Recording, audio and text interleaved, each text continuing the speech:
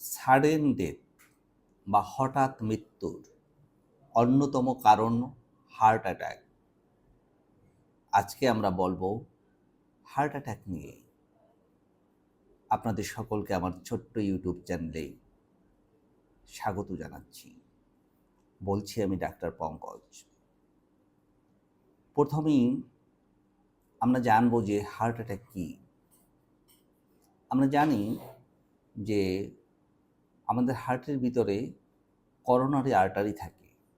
3টা coronary artery আছে, right, left and সার্কামফারেন্সিয়াল 3টা আর্টারি আছে। এই যে করোনারি আর্টারি, এই করোনারি আর্টারির ভিতরে এথেরোস্ক্লেরোসিস অর্থাৎ চর্বি জমে। যদি রক্ত চলাচল বাধাগ্রস্ত হয় অথবা বন্ধ হয়ে যায়, তাহলে যেটা হয় সেটাই হলো হার্ট অ্যাটাক।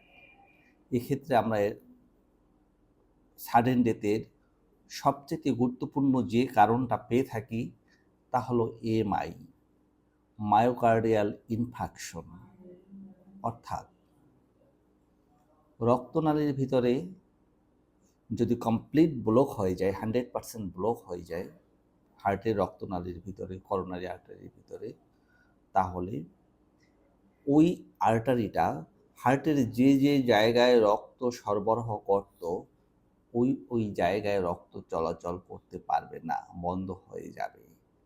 যেহেতু রক্ত যাবে না সেহেতু অক্সিজেন যাবে না। তাহলে কি হবে, ওই জায়গার যে টিস্যুগুলি আছে, কোষগুলি আছে, সেটা ড্যামেজ হবে, ক্ষতিগ্রস্ত হবে। এবং অক্সিজেনের অভাবে কি হবে, কি উপসর্গ দেখা দেবে? হার্ট অ্যাটাকে কি উপসর্গ দেখা দেয়? তীব্র ব্যথা হয়। তীব্র ব্যথা, সেন্ট্রাল চেস্ট পেইন, বুকের মাঝখানে ব্যথা হবে।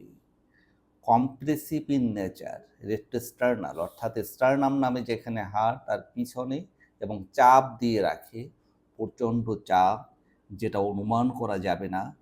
এতটা জোরে চাপ, মনে হবে যেন কয়েক টন ওজন বুকে রেখেছে, এরকমের চাপ।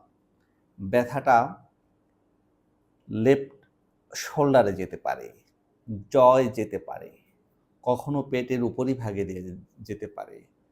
প্রচণ্ড ঘামাবে, রোগীর বমি থাকে, ফেন্টিং হয়। কখনো কখনো রোগী এতটাই ভয় পেয়ে যায়, মনে হয় যে এখনই মনে হয় আমি মরে যাব, এখনই মনে হয় মৃত্যু হবে, এরকম ভয় পেয়ে যায়। অনেকে পেটের উপরিভাগে ব্যথা হলে গ্যাস্ট্রিকের ব্যথা মনে করে, ঔষধ খেয়ে থাকেন। পেটের উপরিভাগের ব্যথা সবসময় গ্যাসের ব্যথা নয়, এটা হার্ট অ্যাটাকের ব্যথাও হতে পারে, যদি ব্যথার সাথে আমি যে উপসর্গগুলির কথা বললাম এগুলি থাকে। তাহলে এটা অবহেলা করা যাবে না, অন্তত একটা ইসিজি করে কনফার্ম হতে হবে যে হার্ট অ্যাটাক হয়েছে কি না, অথবা এনজিনা বা ইস্কিমিক হার্ট ডিজিজ এগুলি আছে কি না। হার্ট অ্যাটাক কেন হয়?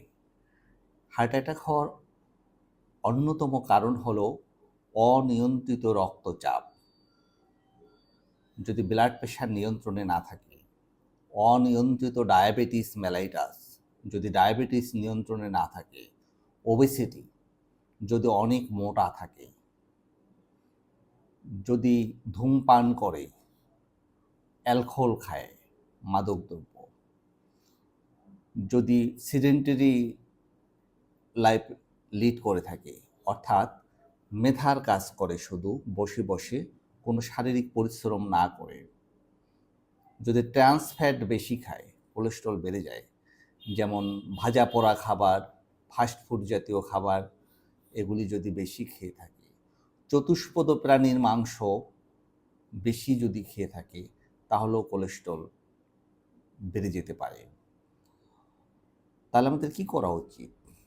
আমাদের প্রেশারটাকে নিয়ন্ত্রণে রাখা উচিত। নিয়মিত প্রেশার ওষুধ খেয়ে আমাদের ডায়াবেটিস নিয়ন্ত্রণে রাখতে হবে, মোটা কমাতে হবে, ট্রান্স ফ্যাট জাতীয় খাবার যেগুলি আছে, ভাজা পোড়া খাবার, ফাস্টফুড জাতীয় খাবার, কোকা কোলা, এগুলা পরিহার করতে হবে।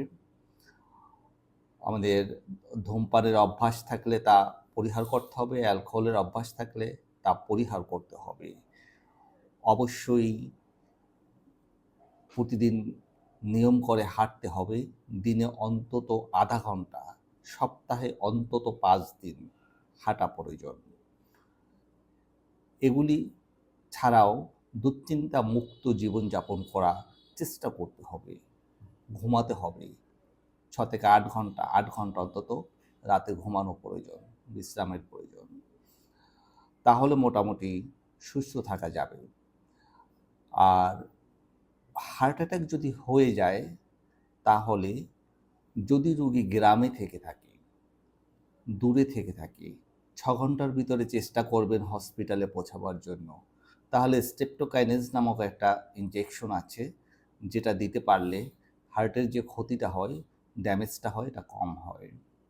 এছাড়া আমরা হার্ট অ্যাটাকের ফিচার প্লেটে ইসিজি করে যদি দেখি যে এমআই হয়েছে, তাহলে ইমিডিয়েটলি হসপিটালে পাঠাবার আগে একটা বিটা ব্লকার এবং 300 মিলিগ্রাম ইকোস্পিরিন, যে 75 মিলিগ্রাম ইকোস্পিরিন তার 4টা ট্যাবলেট, অথবা ইকোস্পিরিন সিবি পাওয়া যায় 300 মিলিগ্রামের, এর একটা ট্যাবলেট রোগীকে খাইয়ে দিতে হবে। তাহলে তার এরিথমিয়া হবে না এবং নিরাপদে হসপিটালে পৌঁছতে পারবে। সাধারণত হার্ট অ্যাটাক হলে মর্টালিটি অনেক বেশি। বলা হয়ে থাকে 50% রোগী ডিউরিং অ্যাটাক মারা যায়, অ্যাটাকের সময়। 25% রোগী অন দ্য ওয়ে মারা যায়, পথেই মারা যায়। অ্যান্ড বাকি 25% রোগী বেঁচে থাকে, তারা নানা কমপ্লিকেশন নিয়ে ওষুধ খেয়ে সারা জীবন বেঁচে থাকে।